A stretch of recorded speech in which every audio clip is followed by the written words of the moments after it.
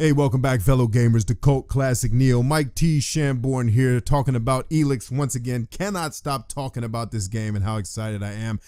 Today, tonight, whenever you may be watching, we're going to be covering the faction called the Clerics of Ignadon. I find this particular faction to be extremely interesting from a narrative perspective. We're going to see why here in a second when I read you the script. I don't necessarily find them, because if they're what I think they are, I think they're going to be the Mages Guild, if you will.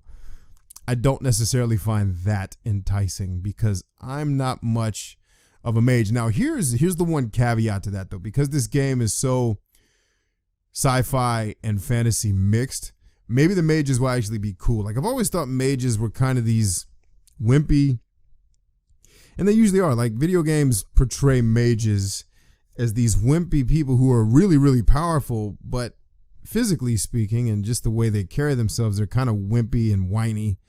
Not always whiny. Some mages are pretty hardcore, but they've never really spoken to me as a football playing, manly man who's been to war. And I don't mean that like in a chauvinistic or sexist way. I just mean I do like a little testosterone in my games.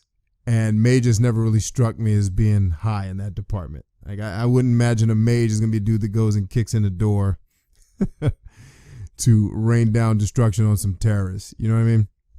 So anyway, let's get into these clerics of Ignadon. And if you haven't, if you aren't familiar with the overall story, go back and watch the first video I did talking about the Berserkers of Eden, because I covered the overall story here and why I'm excited about the narrative from a general perspective. But let's take a look at the Clerics of Ignadon, the site of the meteor's impact. This is what's really cool. Ignadon is riven by constant volcanic activity.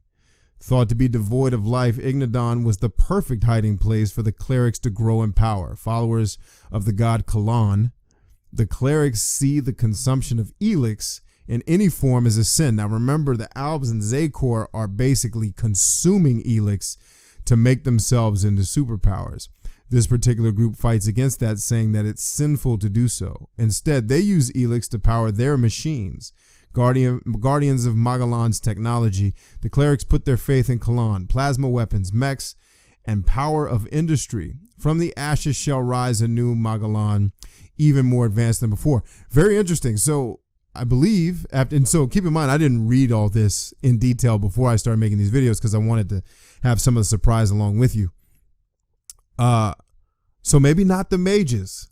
These dudes are in mechs, or ladies. There's probably some ladies there too. And apparently there's some type of dragon characters here with the volcanic ash and whatnot. But these dudes are the mech warriors of the world. So maybe this world doesn't really have what we consider to be your stereotypical mage. Maybe just magical power is available to everyone.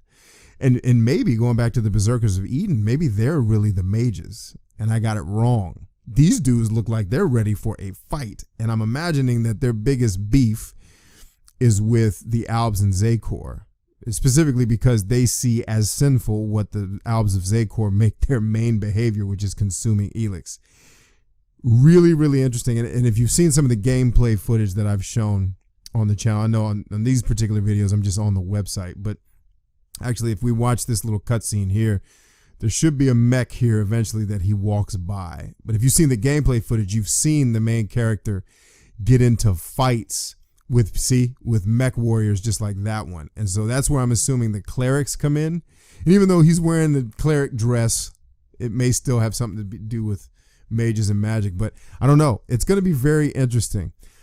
All I know is I'm extremely excited to play this game. I'm extremely excited to play Elex. I'm looking forward to reaching out to the good people at Piranha Bytes, hopefully to get a review copy so I can start playing it early and sharing my experiences with you all and just really showcasing for you why I love these types of games so much, because they truly are made with me in mind. As you guys get to know me and you ladies get to know me, you'll know that my tastes are usually pretty strange. I call Two Worlds one of my favorite RPGs of all time, but in the same breath, I say The Witcher 3 is one of my favorite RPGs of all time. So there is some normality to me, but I'm very specific and very refined in terms of what I like and don't like, because I've been playing video games a good long time.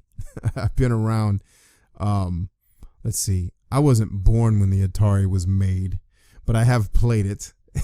You know what I mean? So I harken back. I've played pretty much everything back to the arcades. Like, arcades were still a thing when I was a small child. So I've seen a lot of video games, and it's rare for me as an older dude now with kids of my own to just want to play everything. Like, I really hone in on the experiences that speak to me as a player, and games like the ones Piranha Bytes makes, even though oftentimes they're imperfect and they have issues and sometimes they disappoint, overall, at their core, they have really the elements of play that I love so much, which is the exploration, the discovery, the fighting, and the getting stronger, the empowerment.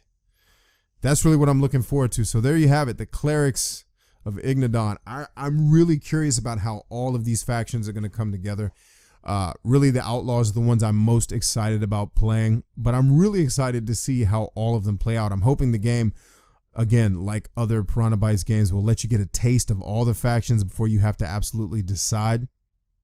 But since I'll be playing this on PC, I probably won't worry so much about achievements, so I won't necessarily feel inclined to play it a bunch of times, although I kind of do see myself wanting to play it 4 times to see how it ends based on the 4 factions and how all that ties together. Or maybe for the first time, a Piranha Bytes game will let you get the whole experience regardless of what faction you choose. That's all I have for you, friends, this time around. Thank you so much for watching. Thank you for liking. Leave me some commentary. And here's what we want to discuss, because remember, this channel is a two-way street. It's not just about me talking at you. It's about me talking with all of you as friends who love video games. So which faction are you looking forward to playing the most?